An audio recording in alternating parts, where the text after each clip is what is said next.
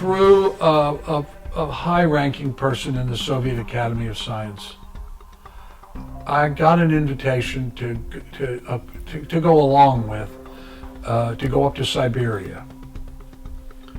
And I went up to Siberia to one of those cities that weren't on the map, didn't officially exist, had a number. There was sort of security cities. It's hard to even conceive of it, but there were cities in Siberia, in the Soviet Union, that had some kind of national security purpose in part. And I met a group and spent a couple of days with the group of physicists and also geologists. At some point, for reasons that I don't remember anymore, we got to talking about shamanism. Well, shamanism began in Siberia.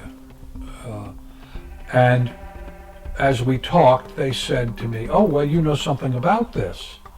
And I said, "Well, yeah, I've studied it in Central and South America and the United States and parts of Europe. And oh, would you like to meet some Siberian shamans?" They said, "We're going to have a healing ceremony." I said, "Absolutely." And we went to this ceremony that took place in one of those Soviet bloc apartment buildings. And these three guys came in and they just looked like the physicists. There was nothing special about the way they looked. But in any case, we did this healing ceremony. And at the end of the ceremony, one of the shamans, was a man about 45 years old, right?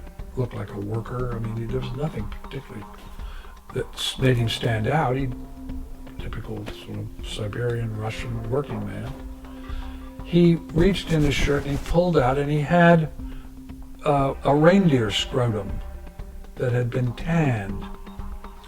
And it was his little medicine bag. And I had seen similar medicine bags with Rolling Thunder, a Shoshone medicine man had a little medicine bag that he wore, right? So I looked at this and I recognized, I knew it was a scrotum, I could tell that. I had seen from the Bushmen kangaroo scrotums that are used as medicine bags. And I said to him, "Oh, that's your medicine bag?" "Yes." And he reached in to show me what he had in it, and he brought out a piece of this blue stone. It was just a piece of rough, just a chunk. It wasn't made into anything. Yes, like yes, it looked a lot like that, in fact. A little square, not quite as sharp, but yeah, exactly. Just a piece and it was about that big. So if you can sort of see that part, it was like a little chunk that he had. And I had never seen anything like it. It was like a stone. I'd never seen a stone like that. So I said to him, "What is it?" And he said, "Oh, this is a very powerful stone," and sort of talked about it in that way. And I said, "Well, I've never seen anything remotely like it. Where did you get it?" Thinking, is this some stone that they mine up in Siberia, And I couldn't get a straight answer. So I knew immediately that it had something to do with the military or the KGB. And that was it. We went on and did other things. But I never forgot it because it was such an unusual stone. So for the next, probably the next 2 years, I was going to Russia. I was spending about 4 months of the year in Russia, or in the Soviet Union, but mostly in Moscow and St. Petersburg with these businesses and with this citizen diplomacy stuff. And everywhere I went, I would talk about this blue stone. "Have you ever seen this blue stone? I saw some kind of blue stone. I was up in Siberia, blah, blah, blah." "Do you know anything about that blue stone?" Nothing. Nobody knew anything about it. I got a call from the Soviet Union, the man that managed my business, saying, "You really need to come over. We've got something we've got to decide." And so at the last minute, without telling anybody anything, I made a reservation to go from Heathrow to Sheremetyevo in Moscow, the airport. And I flew in, and I caught a cab and went in, thinking entirely about the business part that I was involved in. And the only place I could get a room was I normally stayed in the Ukraine hotel, but the only place I could get a room was the Russia Hotel, which is this sort of great, huge hotel that's right off Red Square. And so I got a room and I checked in and I went up to my room, and as I walked in, the phone was ringing. Now, at that time in the Soviet Union, there were no switchboards. Every phone in a hotel had a separate number. They didn't have a switchboard. And there was no information, and there were no phone books. So the only way you could get somebody's phone number is if they gave it to you, or if you had some kind of government access. But for normal citizens, the only way you got a number is you had somebody that'd give it to you. So I thought, well, nobody knows I'm here, so it's obviously not for me. It just must be a wrong dialing. So I went over and picked up the phone, and as soon as I picked it up, this voice said, "Mr. Schwartz." And I knew immediately it had to be the KGB. Who else would know, right? And I said, "Yes." And the voice said, "Are you still interested in the blue?" And I was completely stunned. I said, "The blue stone?" "Yes." I said, "Absolutely, I'm still interested in it. I don't understand. Why are you calling me?"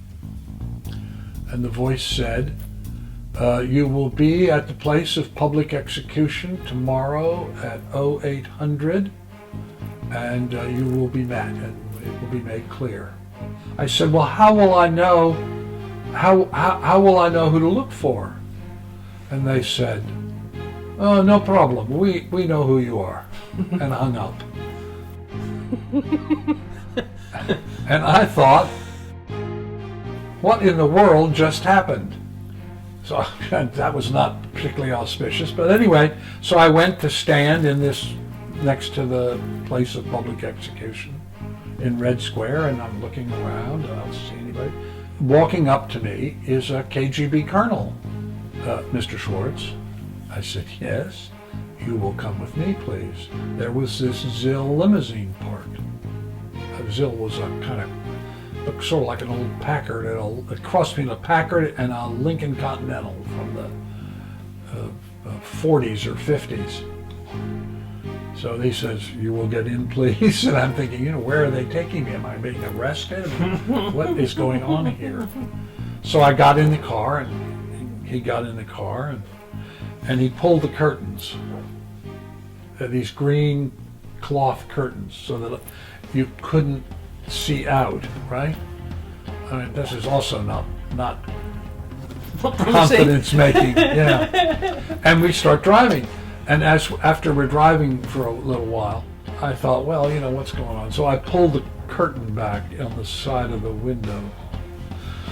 Then I look out, and we're out in the countryside. I mean, we're out, it's completely rural. It looked like Minnesota, actually. And so we just drive along, mostly in silence. He doesn't say very much, nothing. I'm thinking, what is going on here? But how long did you drive for? Oh, it took about 3 hours. And so you've been put into a car in the Yeah. middle of Russia, When by a driven 3 KGB hours, colonel- mostly in silence. Right, absolutely. No idea what's going on. So I'm thinking, what's going on here? But, I mean, I hope they give me a lift back. yeah, right. I look out the window, and it looks like we're headed, I could not figure out. It looks like we're headed to a collective dairy farm. And I thought, why in the world, what are we doing? What is going on here? So we drive up the driveway of this structure that's set back, and it looks like a dairy farm. There's wagons, and there's all the things you'd expect to see. Except as we get up to the porte cochere, where you would go in, there's a sort of overthing, right? There's two guys standing there with guns.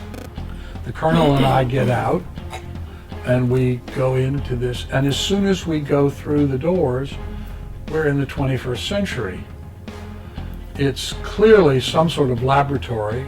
There are people in spacesuits, ultra sanitary working conditions. So, okay, this is some kind of technological installation where they do something where it has to be very pure, whatever it is they're doing. And down this hall comes clearly the boss, because behind him are all his little pilot fish trailing out behind him, right? And this guy comes down, and he and the colonel have something to say. And I'm introduced to him, his name is Boris. And the colonel walks away, and I'm left with this guy.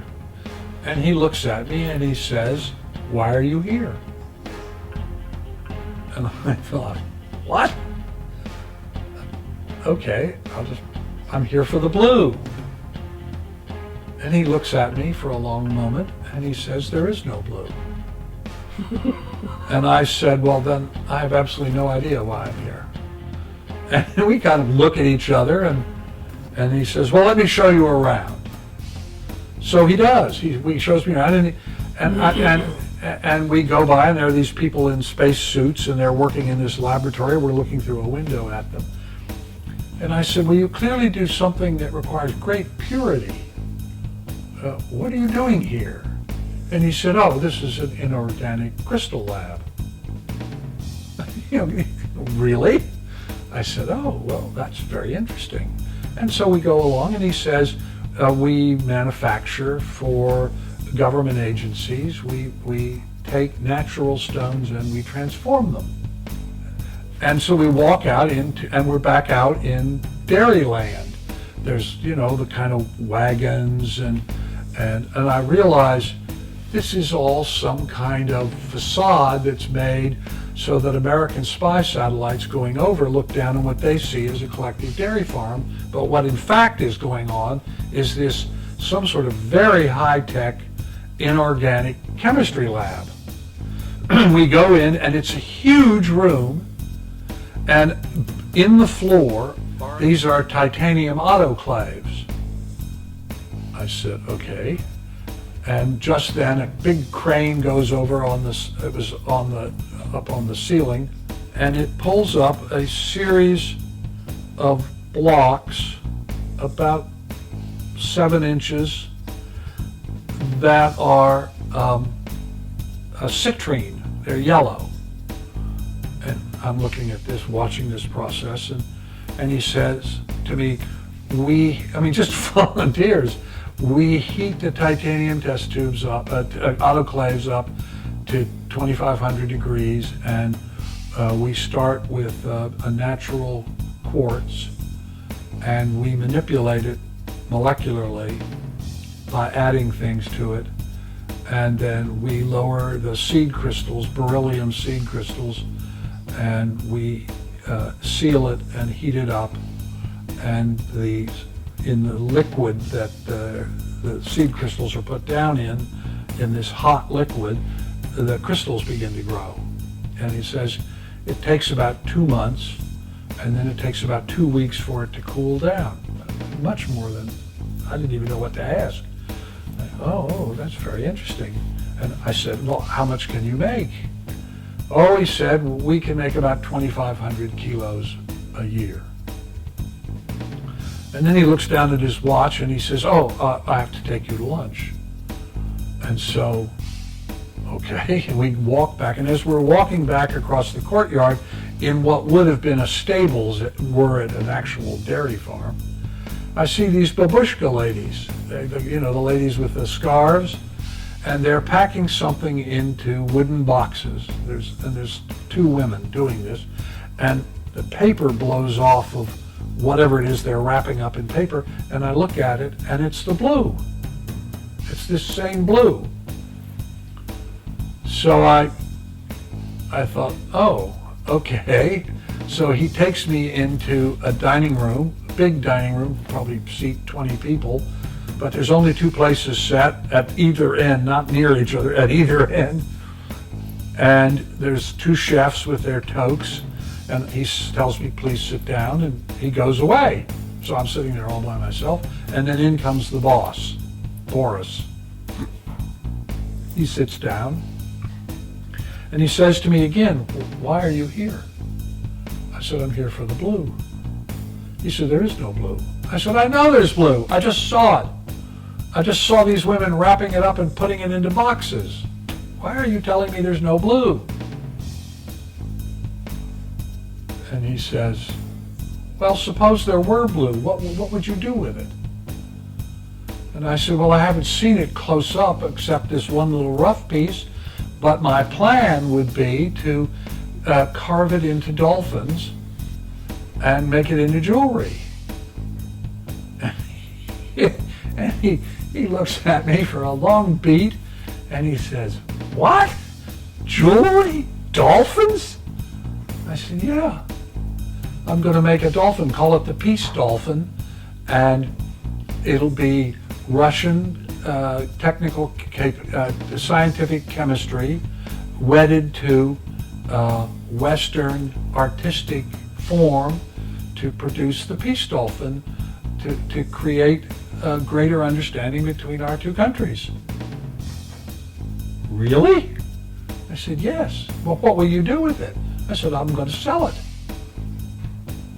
Where would you sell it? I said, I'm going to sell it on television. We go through another course. He doesn't say anything. They kept bringing food in, so they bring in this mushroom thing in these little pots. And we're eating this, and nothing is being said. It's very weird. And he says to me, well, if there were blue, and you did want to do that, I don't understand. And I said, well, what do you do with it? And he said, to my astonishment, we make it into laser discs to disable your spy satellites and for nuclear torpedo triggers. And I said, oh, well then this is a kind of swords into plowshare thing. That's great, thank you. I will be sure and tell people that. And then he says to me, well, if there were blue and you did want to buy it, how much would you buy? And I remembered what the guy had told me, and I said, well, ideally I'd like to start with 1,000 kilos. And without a word, he gets up and walks out. Okay, what have I said to be offensive? And he's gone. Another course goes by. There's this course after course of food. And so another course goes by, and he comes back in. And he looks at me and says, what would you pay? So while he was gone, I was thinking, well, how much money have I got in the bank, and who could I call to put up some more money, and blah, blah, blah. So I quoted a number, and he said, would that be in hard currency? I said, absolutely. Let me see if I understand this correctly. You're prepared to buy 1,000 kilos immediately, and you're prepared to pay this price. And I said, yes. Are there any requirements? And I said, yes, I want to examine every single kilo, because I didn't trust them. All right, okay. We'll be in contact. So the next day I get a call that says, the following day, you will be outside at 0800, and a car will pick you up. And the next day I go out, there's a car, I get in the car, we go out to this kind of warehouse, and they have all these boxes of this blue, and I make them unpack the whole thing. And it took all day, and I looked at each block to see that they were all the same quality and everything, and put my initials and a number on it, and packed it up. We go out to the airport, we drive right out on the revetment, which is not something you do normally. And there's a Pan Am that's loading people, or just beginning to load people, and the pilot comes over. I mean, a guy dressed in a pilot who is a Swede, And he says to me, I understand I'm taking something very important back for you. And I said, yes. And I said, when you get through and you are leaving Soviet air control, I want you to say, if everything is cool and the boxes are still there and they didn't put them on, then take them off when I wasn't, because I didn't trust this. It was the whole thing was so weird. I want you to say, whatever it is you normally say, and end it with, have a Mickey Mouse day.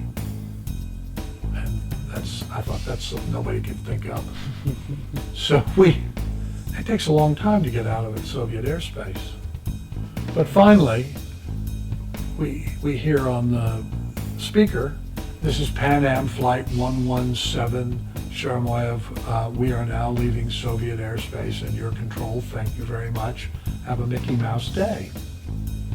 This stuff gets delivered in Los Angeles, and they've never seen that. It's not on anything anybody's ever seen. It's never come into the country before, and they won't let it out.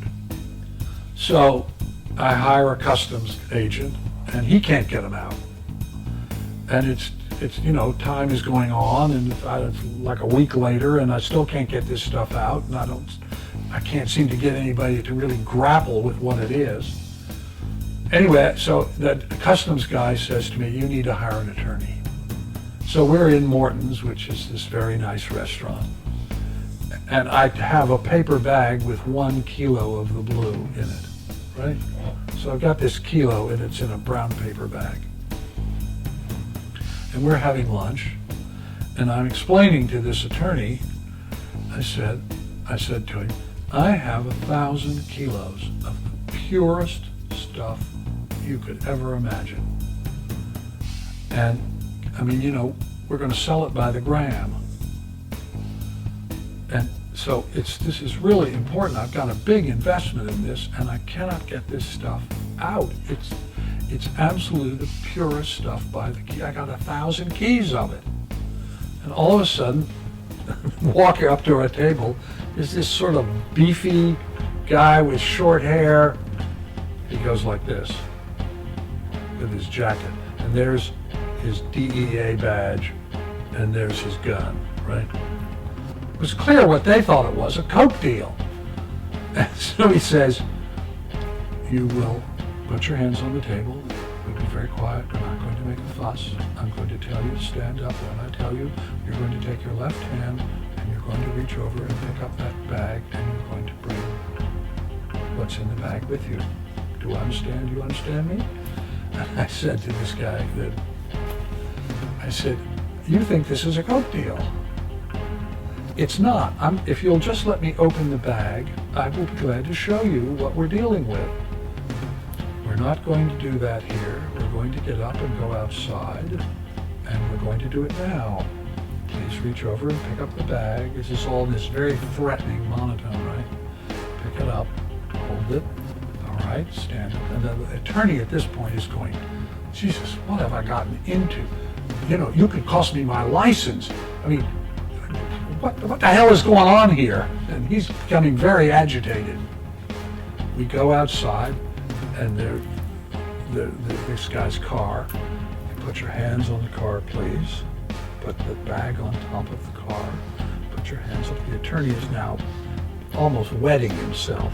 And all of a sudden I see a news van pull in, a television news van. I think, this guy thinks he's about to make this huge cocaine bust, and he's called the media in, so he's going to make himself a hero.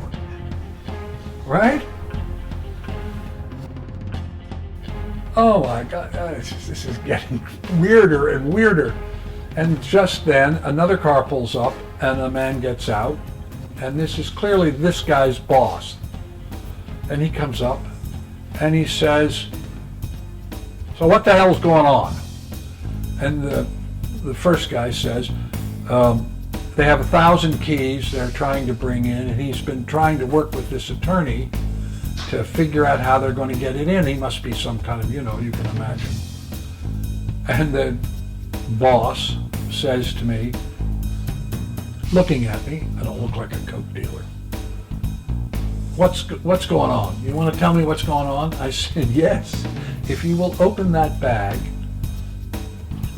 this brown sandwich bag, if you will open that bag, you will see what we're talking about. And you will see this has all been a dreadful mistake. And he says, no, you pick it up and you open the bag and pull it out. So I open the bag and I pull out a block of this blue. He looks down and he says, it's glass. I said, no, it's a quartz. Well, it looks like glass. And what's that got to do with anything? I said, I'm trying to bring 1,000 kilos of this material in from the Soviet Union. The Soviet Union! What's the Soviet Union got to do with this? And I said, I bought 1,000 kilos of this stuff and I'm trying to bring it into the country and I can't get it out of customs because it's not on any list. Nobody's ever seen it before. And so I have retained this attorney, if he's still working for me, I have retained this attorney to help me with the Customs Department division to get this thing in. And he looks at this, the DE agent, and he said, what have you gotten us into? Go get those media people, tell them to go away. That's a mistake. So the guy goes over to do that, and the boss says to me, do you have a card? I said, yes. So I give him my business card, right? Put it back in the bag. You're free to go. Go on. You're free to go. The next day, the FBI calls me and says, we understand that you've brought in an unusual substance. And could we come over and talk to you about that? I said, sure. And anyway, these two guys came to see me. And I told them what I've just told you, same story. And they said, well, can we see it? And I said, sure. So I showed it to them. And they said, and where did you get this again? And I explained, again, and you're sure it was some sort of technical installation? I said, well, it was made to look like a dairy farm, but it was in fact a very high-tech laboratory. So yeah, I think, and it was deliberately camouflaged. Oh, well, could we have one of the kilos? And I said, well, you can have one of the kilos if you can get this stuff out of customs for me, which is what I'm trying to do. And they said, I think we can do that. Thank you very much. And they take the kilo and they go away. And the next day, the customs guy calls me and says, they've released your shipment, you can get it. And I thought, cobalt hydrothermal quartz doesn't really cut it as a marketing idea. And I showed it to my late wife, Hayden, and she said, oh, you ought to call it Siberian Blue. You first saw it in Siberia and it's blue, perfect. And she said, that'll be a great marketing name. Mm-hmm. And so that's why it's now called Siberian Blue. We put it on QVC and we got Suzanne Summers who I had done Thighmaster, and she'd been the spokesperson for Thighmaster, and so she did this again, and it was all going along gangbusters.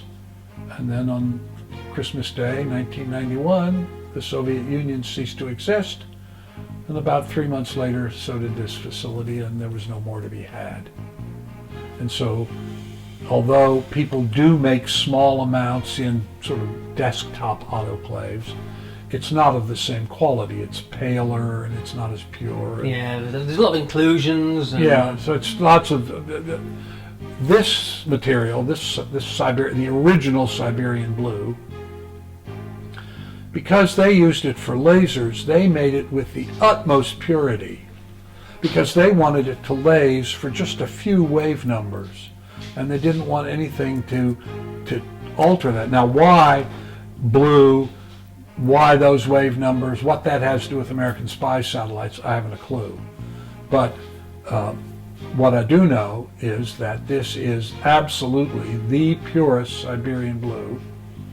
And as I took it around and talked to people about it, people who were shamanically interested became really fascinated with it, which actually surprised me.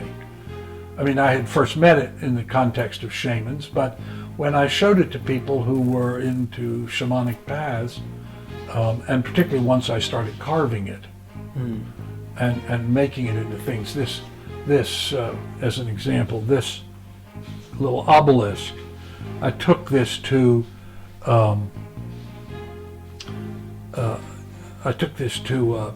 healing center where they were doing, I guess you would say, shamanic healing. And they just went wild for this and began to use it. I gave them some chunks and they began to use it and talk about it.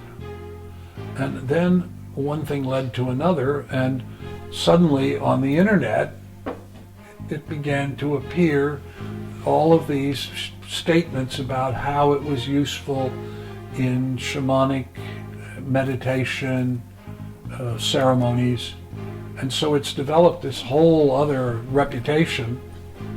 Siberian Blue has become a matter of not only great interest, but is recognized as important in various ceremonial activities to open to altered states of consciousness, which I think is wonderful and exactly what I had hoped would happen, but didn't really believe. I mean, I didn't know how to make it happen, but I was hoping. And so the idea that this material that was made during a war, during the Cold War, deliberately involved with a kind of warfare, was transformed into this healing stone, I think is quite wonderful. Absolutely. They're incredibly powerful ones. So, thank you so much for explaining that. I mean, you know, it just... Oh, what an epic adventure, though. So basically what we have here is the last of the original Russian-grown, military-spec blue left in the world. Yes, that's correct. Never to be got again. How sad, but how amazing. Yeah. Thank you very much, and Okay. I shall look forward to creating some amazing things with it.